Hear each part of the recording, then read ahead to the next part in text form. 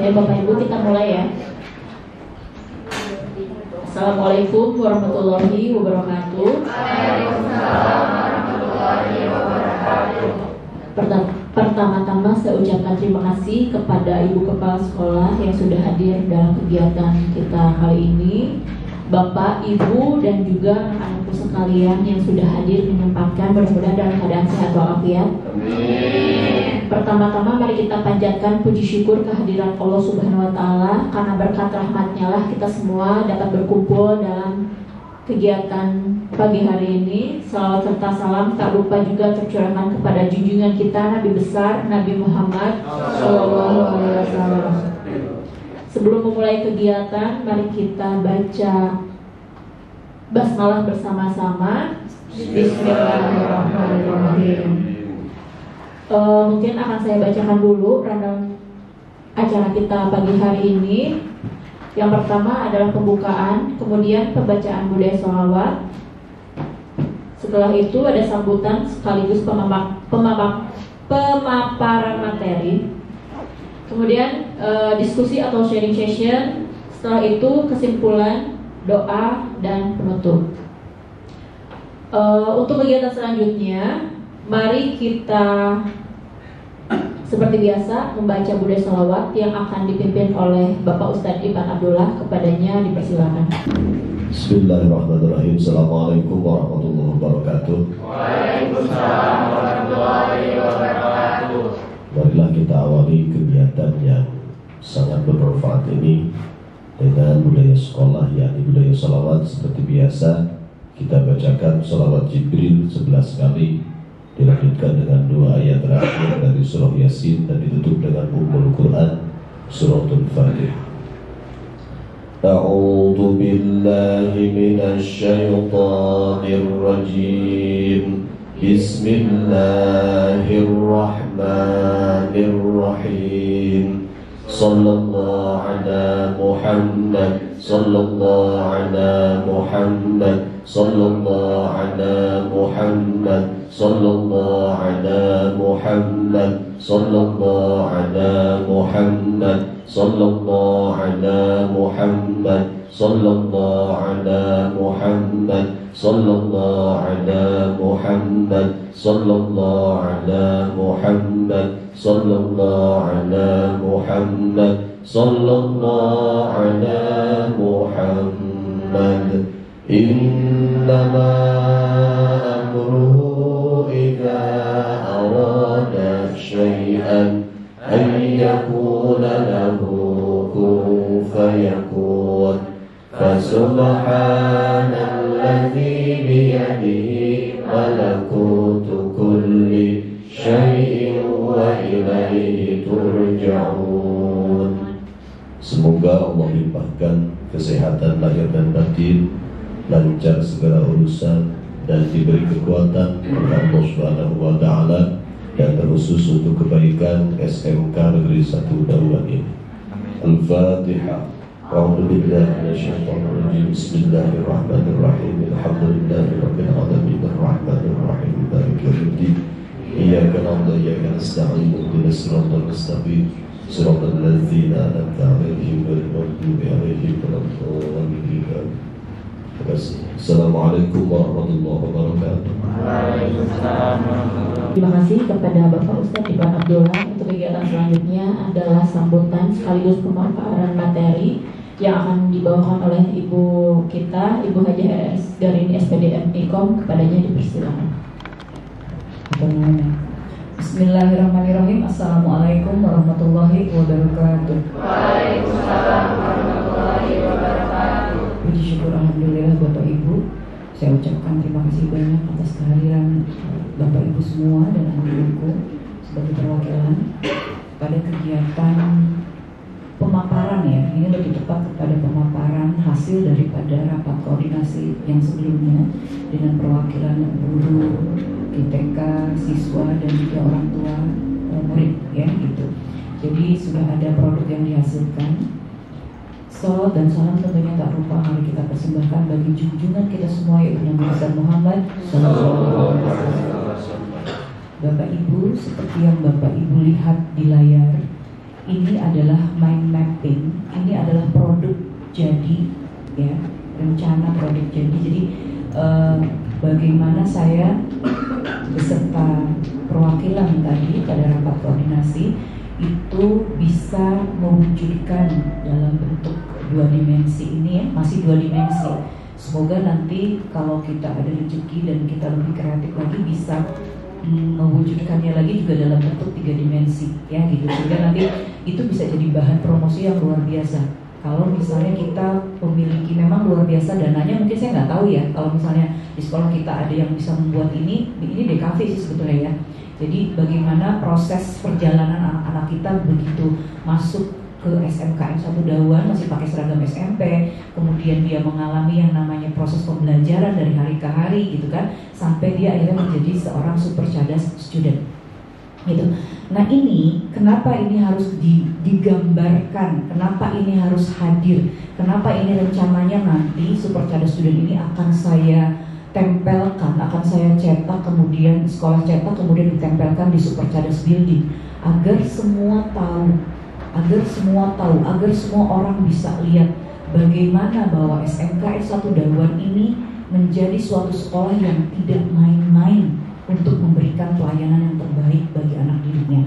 Karena apa? Karena ini adalah bentuk pertanggungjawaban kita terhadap orang tua, terhadap masyarakat, bahwa anak-anak mereka yang dititipkan di sini ini loh yang akan mereka terima, ini loh yang akan terwujud dalam diri anak-anak kita. Nah, untuk itu, ini gambaran ideal tidak akan bisa terwujud kalau kita hanya sekedar tahu. Tentunya setelah Bapak Ibu, terutama Bapak Ibu guru, tahu bahwa ini yang akan diwujudkan di anak-anak kita dari mulai karakternya apa, life skillnya apa, soft skillnya apa, hard skillnya apa, patriotiknya apa. Jangan salah Bapak Ibu, ini kelima elemen ini semua mengacu kepada visi sekolah kita, yaitu super cerdas. Dan tadi di rapat koordinasi sudah kita coba untuk berikan kesempatan agar semua elemen merasa memiliki. Jadi bukan sekedar gaweannya kepala sekolah, tapi semua harus kita dengar suaranya, kemudian akan memiliki bahwa ini harus kita wujudkan sama-sama. Karena ini harus jadi komitmen, ya. Ini tidak akan terwujud kalau kita tidak punya komitmen sama-sama untuk mewujudkan super cerdas student ini. Jadi saya nggak ingin sekali lagi bahwa visi sekolah kita hanya sekedar syarat administrasi atau di atas kertas. Makanya kita coba untuk wujudkan dalam bentuk mind mapping yang lebih kelihatan, gitu loh. Seperti apa yang diinginkan untuk anak-anak kita, gitu kan? Nah, alhamdulillah sudah terwujud, tapi tentunya ini tidak bisa terwujud dalam diri anak-anak kita kalau seandainya kita tidak bekerja sama secara konsisten. Kita komitmen sama-sama untuk mewujudkan mimpi kita menghasilkan anak-anak super cerdas, ya kan? Tapi kita harus konsisten. Konsisten apa? Berarti ini harus diterapkan, ya kan? Diterapkan dalam kegiatan pembelajaran sehari-hari, dalam kegiatan sekolah semua. Bukan hanya Bapak Ibu guru, tapi juga staf tata usaha. Ini semua harus menjadi keyakinan, karena ini mengandung karakter, ya. Life skill, soft skill, hard skill ini semua kita lakukan agar apa? Agar bisa melahirkan karakter-karakter yang kita inginkan.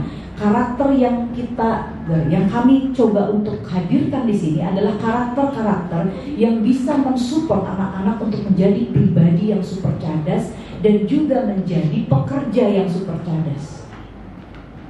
Kami sudah berdiskusi sebelumnya juga dengan pihak Wakasek Humas. Apa sih yang dibutuhkan oleh perusahaan? Betul ya, Bu Wulan? Dan ini akhirnya kita rangkum, kita masukkan, oh ini yang harus ada terwujud di anak-anak kita, ya. Jadi ada sekitar 7 karakter ditambah dari patriotik. Nah, patriotik ini adalah perwakilan dari cerdas, cinta tanah air dan bangsa. Sedangkan supernya sudah terwujud dalam karakter itu. Cerdasnya terwujud dalam patriotik. Inti-intinya sebetulnya semua adalah tentang karakter, ya.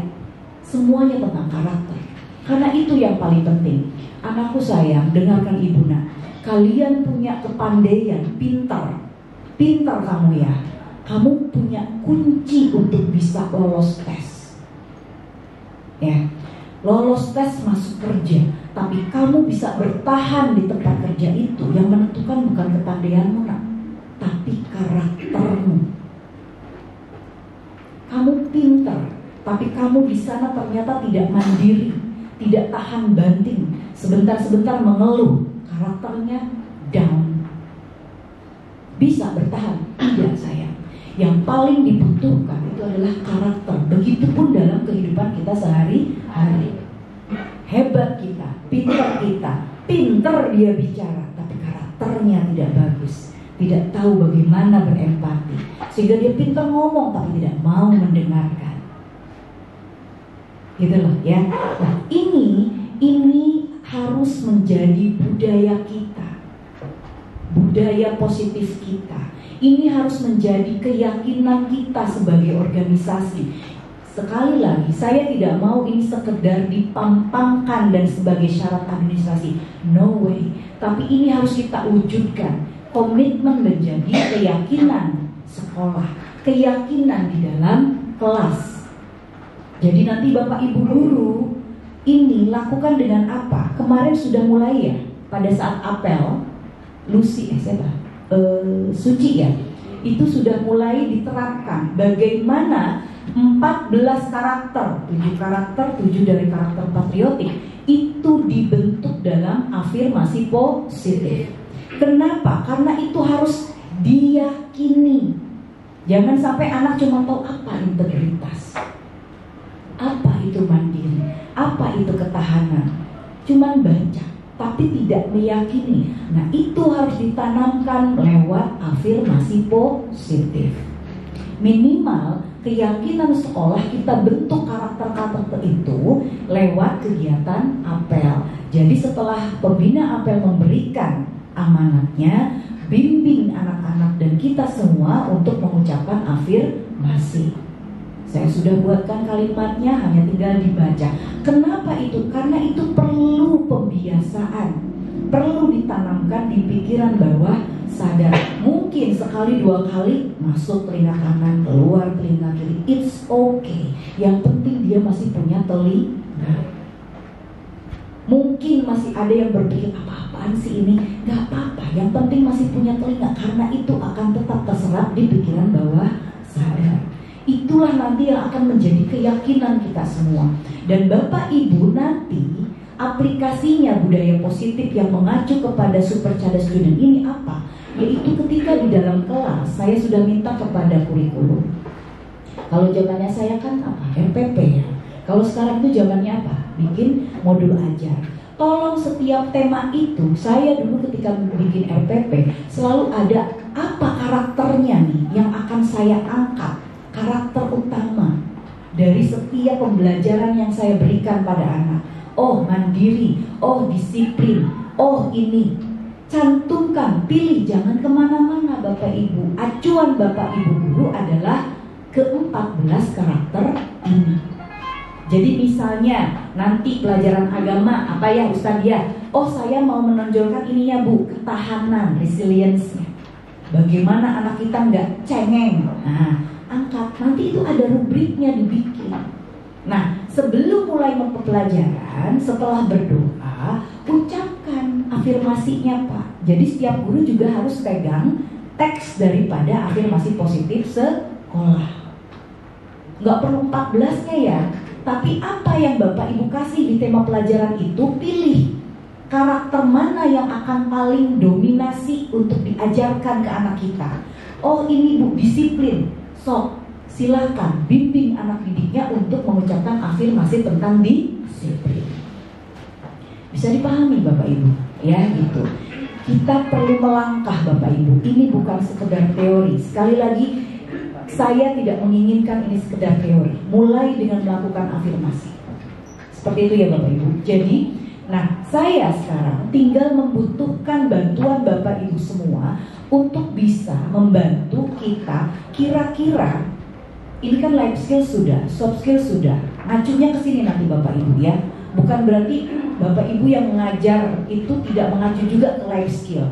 Makanya perlu digali yang namanya CP ATP, lihat ada nggak life skill yang akan mengacu ke life skill ini pelajaran yang saya kasih. Oh ada nih keterampilan hidup sehat. Oh ada nih mengelola mengatasi stres. Oh ada nih manajemen keuangan pribadi. Ada nih manajemen waktu. Karakternya kedisiplin.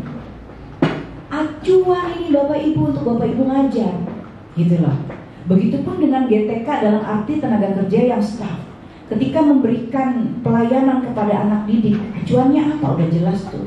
Harus berintegritas, respect sama anak didik. Gak ada tuh saya berdengar nanti staf tata usaha melayani dengan baktut, manyun. Apapun alasannya, apapun masalahnya, ketika berhadapan dengan anak didik, senyum, respect terhadap anak didik kita. Itu ya Bapak Ibu ya. Komodei sesama GTK. Itu ya Bapak Ibu ya. Jadi betul-betul yang saya inginkan adalah, yuk saya minta bantuan Bapak Ibu. Nanti kalau untuk yang kegiatan pembelajaran mungkin ya kita akan hitungkan lagi. Sekarang saya butuh, kita perlu punya budaya positif. Kita sudah ada yang namanya apel pagi, betul? Apel pagi itu karakter mana Bapak Ibu yang coba diajarkan dari apel pagi? Manajemen waktu, apalagi? Disiplin, apalagi? Tanggung jawab, apalagi? Kepekaan sosial. Saya mau Bapak Ibu tolong bantu saya agar setiap budaya positif yang sudah ada diuraikan. Apa saja karakter yang menyertainya? Bisa dipahami ya Bapak Ibu? Kemudian boleh Ibu kami nambah budaya positif? Boleh. Ajukan sayangnya dari anak-anakku ya? Boleh. Mau apa? Kegiatan apa? Kita sudah ada games, ada apel, ada apa? Sholat duha, profesi kerasan, kemudian public speaking, pembina apel dari anak itu juga sudah budaya. Apa saja yang dicantumkan, ambil dari sini, ya. Jadi ini akan betul-betul berguna. Ini akan terwujud ke anak didik, bukan hanya di intrakurikuler, tapi juga di kegiatan luar seperti ekstra maupun non kurikuler, yaitu P5. Kamu P5 mah ya sudah sangat banyak karakternya, betul? Tapi kita coba uraikan menjadi budaya positif. Jadi nanti kalau anak-anakku keluar, budaya positifnya apa aja sih yang dimiliki SMKN 1 Dawan? Mual ham, ragu-ragu gitu ya. Gitu langsung cerita. Kami ada apel pagi. Apa manfaatnya buat kamu? Saya jadi lebih disiplin. Saya tahu waktu, tidur jam berapa, bangun jam berapa, datang ke sekolah jam berapa, pulang jam berapa. Jadi enak ya? Gitu, seperti itu.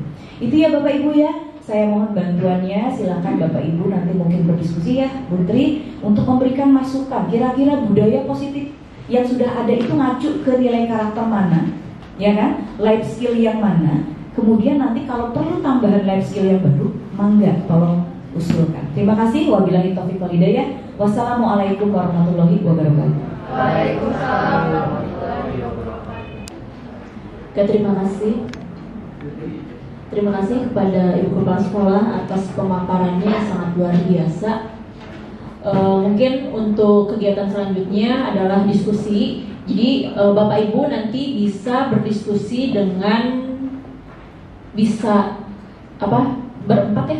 Jadi atau bisa per bidangnya, per mata pelajarannya, karena kita kan ada komunitas sekolah ya, ada kombelnya juga, ada kelompok belajarnya. Jadi silakan Bapak Ibu berkelompok. Nanti anak-anak bisa ikut aja sama guru-gurunya ya, mau yang mana gitu. Jadi kita berdiskusi untuk penerapan Super Cerdas Student untuk program kegiatan kita di sekolah ini apa sih gitu. Mangga untuk waktu dan tempatnya dipersilakan.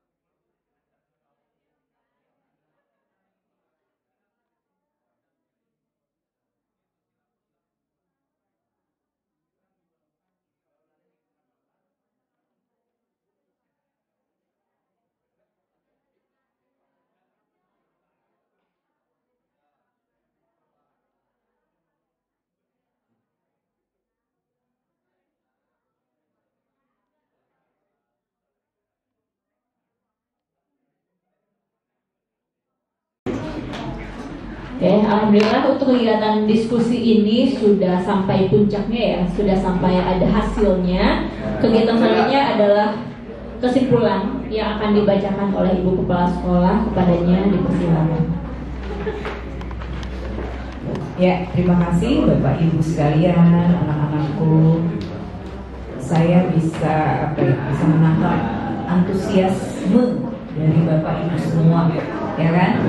Untuk bisa bersama-sama berkomitmen mewujudkan yang namanya Super Career Student ini melalui budaya positif. Nah, ada beberapa hal yang akan saya sampaikan Bapak Ibu terkait dengan kesimpulan apa yang saya dapatkan. Yang pertama Bapak Ibu ya, ada 3 poin penting ya tentang penerapan budaya positif di sekolah ini. Yang pertama adalah poin yang pertama, bahwa penerapan budaya positif di sekolah itu pertama meningkatkan kualitas pembelajaran dan hasil belajar siswa. Kok bisa? Karena budaya positif di sekolah itu bisa menciptakan lingkungan yang mendukung proses pembelajaran efektif. Ketika siswa merasa aman, dihargai, dan didorong untuk berprestasi, mereka lebih termotivasi untuk belajar. Betul kan? Ya kan? Kalau kalian belajar dalam keadaan tidak nyaman, merasa terancam, akankah kalian mau belajar? Ya, ini dapat meningkatkan keterlibatan siswa dalam kelas, memperbaiki prestasi akademik, dan mengurangi tingkat absensi serta putus sekolah. Yang kedua, poin yang kedua, pentingnya penerapan budaya positif adalah mengembangkan karakter dan keterampilan sosial siswa. Bagaimana itu bisa terjadi? Karena penerapan budaya positif membantu siswa mengembangkan keterampilan sosial, emosional, dan karakter seperti disiplin, tanggung jawab yang tadi sudah saya sampaikan, gitu kan? Keterampilan ini sangat penting terutama bagi anak-anak kita siswa SMK, karena mereka akan memasuki dunia kerja atau memulai usaha sendiri. Karena industri dan dunia usaha sangat menghargai karakter yang kuat. Ingat pesan ibu sayang ya, pintermu hanya bisa membuka kamu mau masuk kemana, tapi karaktermu lah yang akan membuatmu bertahan di pekerjaan itu dan berkarir dengan baik. Paham saya? Oke. Yang ketiga, menciptakan lingkungan sekolah yang kondusif dan inklusif. Lingkungan yang aman dan mendukung memungkinkan seluruh komunitas sekolah dengan baik, baik itu guru, staf, pengusaha berkolaborasi. Kalau nggak ada budaya positif, susah kita berkolaborasi karena kan nggak saling kenal. Justru dengan adanya budaya positif yang di luar intrakurikuler itu lebih baik ya gitu. Kemudian di sini ada beberapa hal, 3 alasan. Kenapa sih Bu penerapan budaya positif ini penting banget? Alasannya apa? Yang pertama, mendorong pembelajaran yang holistik. Holistik itu menyeluruh. Karena nggak mungkin kalau sekolah ini hanya ngedidik kalian di intra aja, di kelas aja, betul nggak? Kalian hanya menjadi orang-orang yang pintar secara akademik, tapi sangat-sangat tidak punya karakter, ya gitu. Dan yang bikin kalian bertahan hidup itu bukan pinternya sayang, ya, tapi lebih kepada kepribadian kalian, karakter itu. Kemudian yang kedua, menjawab tantangan dunia kerja dan industri. Kalian masuk ke dunia kerja itu ada budaya kerja, betul? Ini udah PKL, udah Kundudi ya, udah ya. Dikenalkan waktu itu tentang budaya industri, ya kan? Itu bukan sekedar pengetahuan, nanti kamu kerja di sana harus bisa tuh menyesuaikan dengan budaya di sana.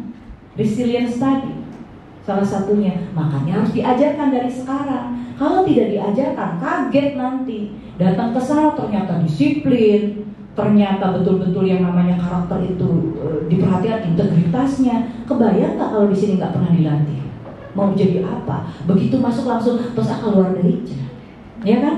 Karena mentalnya nggak pernah dibentuk. Yang terakhir, alasan pentingnya penerapan budaya positif adalah mengurangi permasalahan sosial dan perilaku negatif. Ya, bagaimana permasalahan sosial itu dimulai dengan adanya karakter yang bad, karakter yang tidak baik. Kalau karakter baik jelas akan mengurangi permasalahan sosial. Kemudian strategi apa nih yang bisa strategi rinci dan realistis tentang menerapkan budaya positif di sekolah? Pertama, kita membangun visi dan misi yang jelas. Ini adalah cara kita membangun visi dan misi yang jelas, Bapak Ibu. ya, itu. Kemudian strateginya kita sudah satu. Yang kedua, pelatihan dan pengembangan kompetensi guru dan staf. Kita akan terus ya, mulai kita kemarin itu kan tadi aja sudah saya ungkapkan bagaimana salah satunya Bapak Ibu guru nanti ketika di kelas membuat administrasi, salah satunya apa? Terapkan, gunakan ya karakter yang memang ada di Super Cerdas Student. Jangan kemana-mana dulu ya Bapak Ibu ya, pakai dulu yang ada, konsisten kita lakukan, insya Allah gitu kan. Kemudian yang ketiga, mengembangkan program pembelajaran yang berbasis karakter dan kewirausahaan. Itu salah satu yang tadi saya sampaikan. Yang keempat, pemberian penghargaan dan sistem konsekuensi yang adil. Ya, kita sudah ada sebetulnya ya tata tertib bagaimana anak-anak kita tidak ada yang namanya hukuman, betul? Tapi ada pendidikan tambahan. Itu adalah bentuk konsekuensi, ya, gitu seperti itu. Kemudian yang kelima, membangun kemitraan dengan Budi. Sudah jelas ya, Bu Bulan. Kita sudah selalu kemitraannya, tapi di sini kita juga harus betul-betul menggali yang dibutuhkan oleh dunia industri dari anak-anak kita tuh karakternya seperti apa, soft skillnya mana, life skillnya apa, hard skillnya apa. Itu kita gali dari dunia industri agar anak-anak kita siap bekerja. Bukan begitu lulus jadi siap jadi pengangguran. Nauzubillah min dzalik. Kemudian yang keenam, monitoring dan evaluasi berkelanjutan. Tentunya kita akan saling mengawasi ya. Kegiatan rapat evaluasi itu adalah bentuk monitoring dan evaluasi. Terakhir adalah relevansi budaya positif sekolah dengan kebutuhan pembelajaran SMK yang berpihak pada peserta didik. Nah ini penting nih. Budaya positif sekolah sangat relevan dengan kebutuhan pembelajaran di SMK karena fokus utama SMK adalah mempersiapkan siswa untuk dunia kerja dan usaha. Pembelajaran di SMK yang berpihak pada peserta didik, Bapak Ibu harus tahu memerlukan apa aja. Yang pertama, pendekatan yang inklusif dan partisipatif. Artinya anak-anak dilibatkan Bapak Ibu. Seperti tadi ya, saya juga akan melibatkan Bapak Ibu. Yang kedua, lingkungan yang mendukung pengembangan keterampilan praktis dan soft skill. Insya Allah kita sedikit-sedikit mulai kita itu kan ya benahi sarprasnya. Yang terakhir adalah konteks pembelajaran yang realistis dan relevan. Nah ini mengapa saya bilang kalau kita mengajar itu anak harus diajarkan tahu manfaatnya saya belajar ini apa. Pembelajaran yang realistis, jangan terlalu ngawang ya. Itu saja yang bisa saya sampaikan. Terima kasih atas perhatiannya. Wabillahi taufiq wal hidayah. Wassalamualaikum warahmatullahi wabarakatuh.